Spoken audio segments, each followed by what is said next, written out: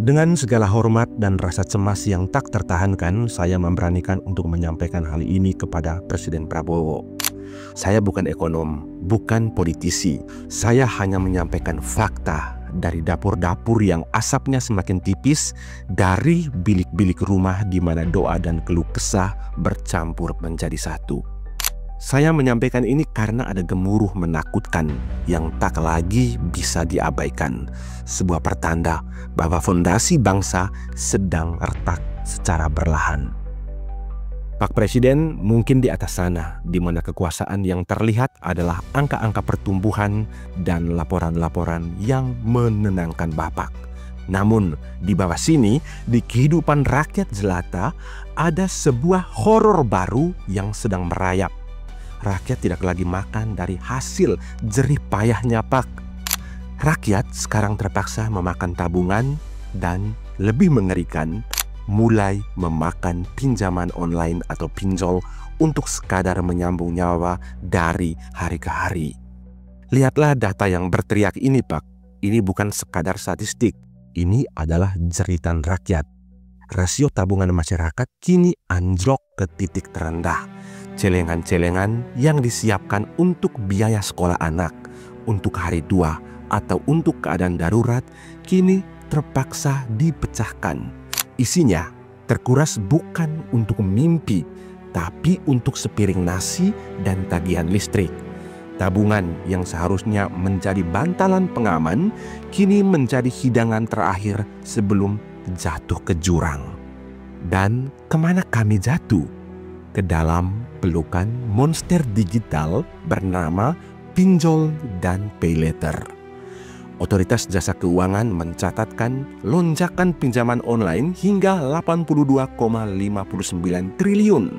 Bayangkan, Pak, puluhan triliun rupiah uang pinjaman berbunga tinggi itu kini mengalir bukan untuk modal usaha produktif, melainkan untuk membeli beras, membayar token listrik, dan membeli susu formula. Fasilitas beli sekarang, bayar nanti telah berubah menjadi bertahan hidup sekarang, menderita nanti. Di saat yang sama, pintu-pintu rezeki terasa semakin berat untuk dibuka. Indeks ketersediaan lapangan kerja anjlok ke zona pesimis, terburuk sejak Maret 2022. Harapan untuk mendapatkan pekerjaan yang layak mulai memudar, digantikan oleh ketakutan akan hari esok. Bagaimana mungkin kami bisa menabung jika lowongan pekerjaan pun semakin langka? Ini adalah lingkaran setan yang sempurna. Tak ada kerja, tak ada uang, lalu lari ke pinjol. Dan tragisnya lagi, mulai mengadu nasib ke judi online.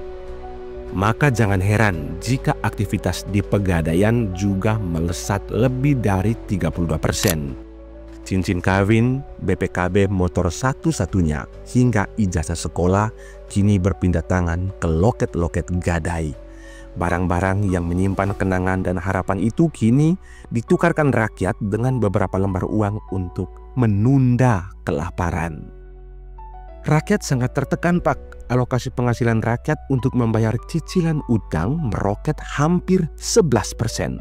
Napas kami sesak oleh bunga pinjaman yang terus mencekik. Yang paling menakutkan adalah bom waktu yang mulai berdetak.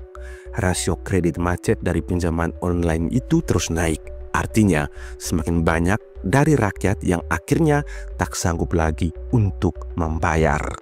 Rakyat terperosok lebih dalam ke dalam lubang utang, diteror oleh debt collector, dan dipermalukan di media sosial sampai kehilangan harapan. Ini adalah krisis kemanusiaan yang tersembunyi di balik ponsel pintar. Pak Presiden, ekonomi yang ditopang oleh utang konsumtif rakyat adalah ekonomi yang dibangun di atas pasir. Kelihatannya ramai, tetapi sesungguhnya rapuh dan siap untuk runtuh kapan saja. Konsumsi yang digerakkan oleh pinjaman online bukanlah tanda kesejahteraan, melainkan tanda keputusasaan massal.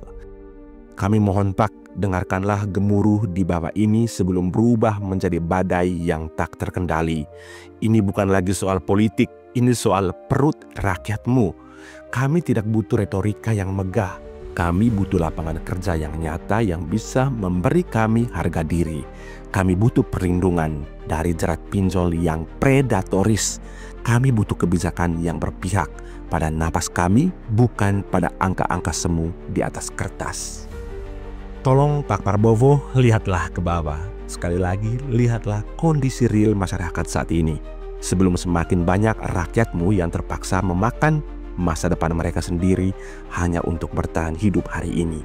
Kami titipkan nasib kami kepada kepemimpinan Bapak. Jangan biarkan jeritan sunyi dari dapur-dapur kami diabaikan. Terima kasih Pak Prabowo, semoga apa yang saya sampaikan ini dapat diperhatikan.